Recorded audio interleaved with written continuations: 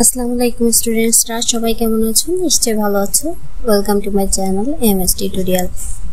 আজকে তোমাদেরকে আমি যে গুরুত্বপূর্ণ বিষয় নিয়ে আলোচনার জন্য এসেছি ভিডিওতে, সেটি হচ্ছে সামনে তো ডিগ্রি পরীক্ষা। ডিগ্রি কম্পালসারি যে ইংলিশ আছে, ডিগ্রি কম্পালসারি ইংলিশে তোমরা কিভাবে পড়াশোনা করছো আর আমি কিভাবে পড়াশোনা করি সেটাই তোমাদেরকে দেখাবো। তো দেখো, আমি শুরু করি। এখানে যে আমাদের যে বইটি আছে, গ্রামার বইটি, সেই বইটিতে বিভিন্ন বিগত বছরের সালের কোশ্চেন দেওয়া আছে। যেমন এখানে দেওয়া আছে degree past and certificate course third year examination 2021। এখানে পার্ট এ, পার্ট বি এবং পার্ট সি অংশ আছে। পার্ট এ, পার্ট বি এবং পার্ট সি অংশ। পার্ট এ তে আছে হচ্ছে প্যাসেজ দেওয়া আছে, read the following passage carefully and answer the questions below. এখানে একটি প্যাসেজ দেওয়া আছে এবং 1 নম্বরের এই এ এবং বি অ্যান্সার করতে হবে। এ এবং বি অ্যান্সার করা বাধ্যতামূলক। এখানে হচ্ছে 6 এবং 4 অর্থাৎ 10 মার্কস। এই যে প্যাসেজের জন্য এখানে আছে 10 মার্কস।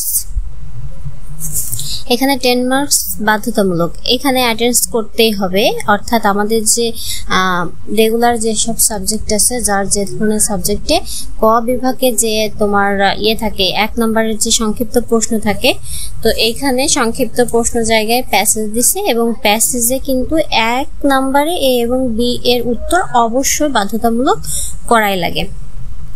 ওকে, তার ভিতর যে অপশন আছে, এতে যে কয়টি প্রশ্ন আছে, 4টি প্রশ্নতে প্রত্যেকটিতে 1 নাম্বার, অর্থাৎ আপনাকে প্যাসেজ থেকে খুঁজে বের করে উত্তরটা করতে হবে। ঠিক আছে। আর বি নাম্বার হচ্ছে আপনার দিয়ে আছে কয়েকটি শব্দের অর্থ লিখে তার বাক্য রচনা করতে হবে, অর্থাৎ ইংরেজি শব্দটা এই যে মিশন ফ্রিডম, এটি প্রশ্নের উত্তর দিতে হবে। 6টি আছে, মিশন ফ্রিডম, কোয়ারজেয়াস, কনসিকিউন্সেস আর স্ট্রেন্থ টিচিং। এখানে এই যে সব কয়টি দেওয়া আছে, এখানে সব কয়টিরই উত্তর করতে হবে। এবার পার্ট বিতে আছে 2, 3, 4, 5, 6, 7, 8, 9। এখানে 1, 2, 3, 4, 5, 6, 7, 8 8টা প্রশ্ন দেওয়া আছে। যে কোনো 5টি প্রশ্নের উত্তর দিতে হবে, অর্থাৎ খ বিভাগের মতো 8টা অপশন দেওয়া আছে। 8টা অপশন থেকে যে কোনো 5টি অপশনে অ্যাটেন্ড করতে হবে। আপনি যদি মনে করেন যে এখানে এই যে change the following words as directed and make sentence with the changed word, অর্থাৎ চেঞ্জিং ওয়ার্ডস এর যে অপশনটি আছে, এটা আপনি চাইলে স্কিপ করতে পারবেন। ওকে, আপনি চাইলে ফিল ইন দ্য ব্ল্যাঙ্কস, যেটা উইদাউট ক্লু থাকে, সেটাও আপনি স্কিপ করতে পারবেন।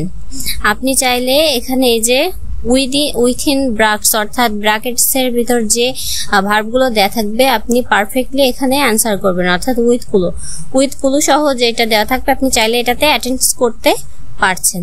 আপনি যে কোনো এখান থেকে 8টির মধ্যে 3টি আপনি অ্যাটেন্ড না করলেই, মানে বেছে বেছে যদি আপনি 3টি বাদ রাখেন এবং 5টিতে অ্যাটেন্ড করেন, তো আপনার জন্য একটা গুরুত্বপূর্ণ বিষয় হবে। অর্থাৎ আপনি যদি দেখেন, আমি এখানে কিভাবে করি, আমি আগে যদি আপনাকে বলি যে আমি এখানে 2 নাম্বারে অ্যাটেন্ড করব না, 3 নাম্বারেও অ্যাটেন্ড করব না, কারণ এগুলো অ্যাটেন্ড করা রিস্ক হয়ে যাবে, অনেক সময় রিস্ক হয়ে যাবে।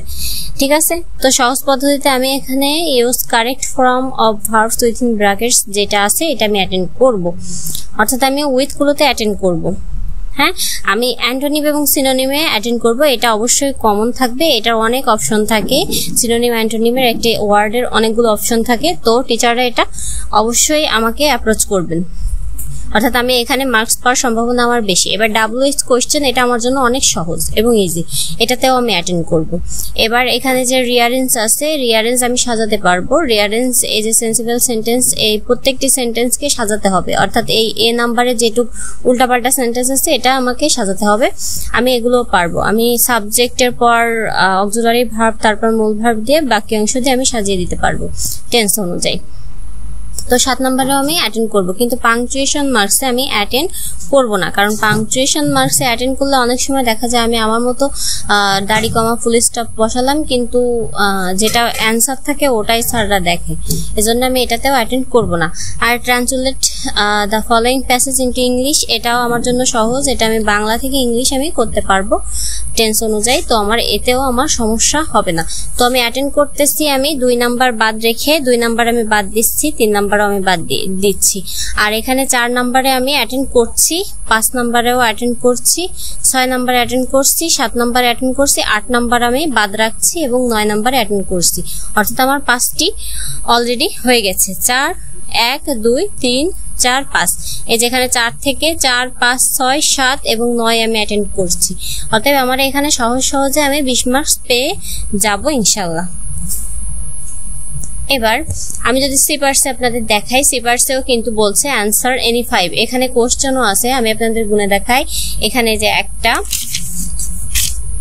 2টা 3টা 4টা 5টা 6টা 7টা 8টা, এখানেও 8টা অপশন আছে। 8টা অপশন থেকে আমাকে যে কোনো 5টা অপশনে অ্যাটেন্ড করতে হবে।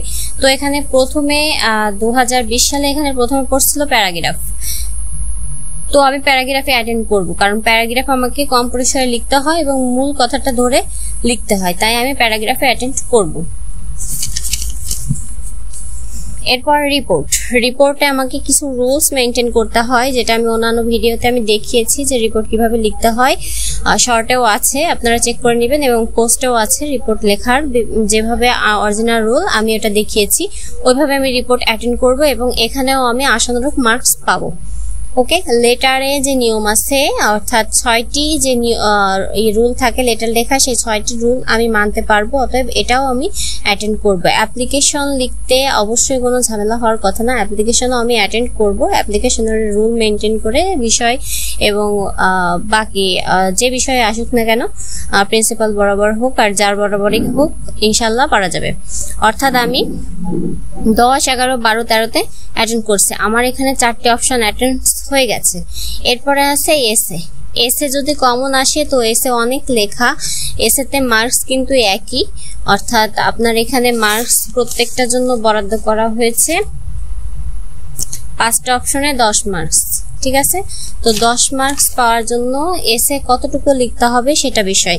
এসে যদি কমন আসে তো এসেতে অ্যাটেন্ড করব। এসে কমন আসার সম্ভাবনা হচ্ছে এম্পাওয়ারমেন্ট অফ ওম্যানে যেটা আছে ওটা কমন আসতে পারে, এবং তার সাথে যদি আরটা কিছু আসে, যেমন 2021 সাল 2019 সালে কি পড়েছে, 2019 সালে ডিগ্রি পাস অ্যান্ড সার্টিফিকেটে যেটা আসছে এসেতে, হ্যাঁ, rivers of Bangladesh and digital Bangladesh. তো এখান থেকে এটা কমন মনে হচ্ছে না। এখানে আসছে এসেতে journey by train birds of Bangladesh, আর 2017 তো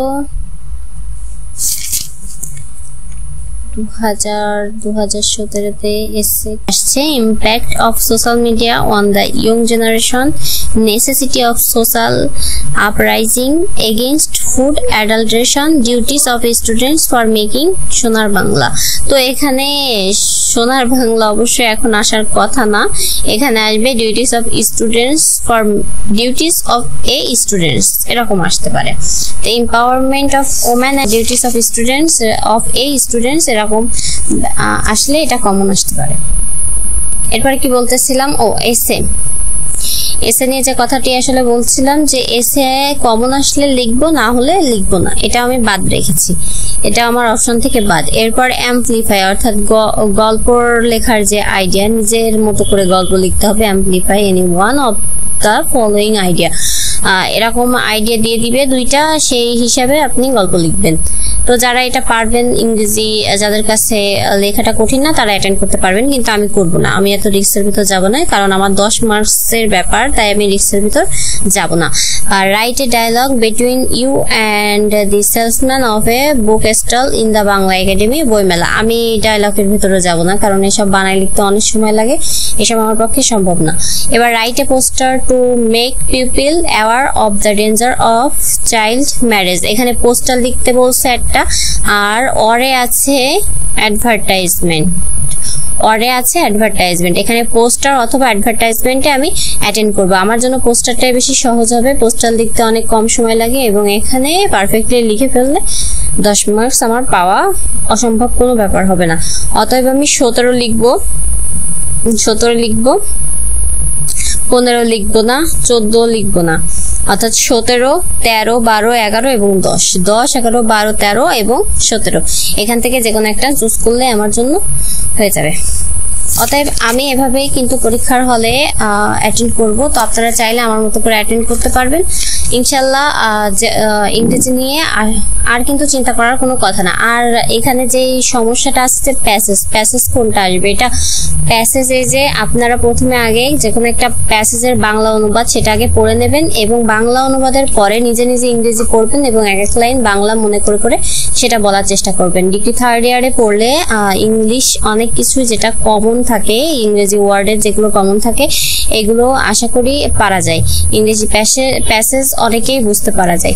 তো তারপরেও যদি কোনো সমস্যা থাকে তো এক লাইন করে আপনি বাংলা পড়ে নিতে পারেন যাদের ইংরেজিতে দুর্বল মনে হয়। তো এভাবে পড়লে প্যাসেজ যাই আসুক না কেন সমস্যা হয় না। প্যাসেজ থেকে যেহেতু আছে এক এবং একের এ এবং বি অপশনের উত্তর দিতে হয়, তো প্যাসেজ নিয়ে চিন্তা করার কোনো কারণ হয় না। যেটাই হয় প্যাসেজ থেকে উত্তর দিলে বুঝে শুনে ফুল মার্কসই ওখানে আসে। আর যে শব্দ ভান্ডারের সমস্যা আছে এই বইতে যে কয়টা 5 বছরের গত 17 থেকে 21-এর যে প্রশ্নগুলো আছে সেইখান থেকে যদি আপনি এখানে শব্দ ওয়ার্ডগুলো জানার চেষ্টা করেন তাহলে সম্ভব আপনি পরীক্ষায় একটা ভালো মার্কস আশা করতে পারবেন ইনশাআল্লাহ। পরীক্ষায় অ্যাটেন্ডেন্স দিতে গেলেও কোনো সমস্যা হবে না। তো এ পর্যন্তই। পরবর্তী ভিডিওর জন্য সবাই আমার চ্যানেলটি সাবস্ক্রাইব করে রাখবেন এবং অবশ্যই একটি লাইক দিয়ে দেবেন এবং পরবর্তী আপডেট পেতে সাবস্ক্রাইব করে বেল আইকনে ক্লিক করবেন। ধন্যবাদ।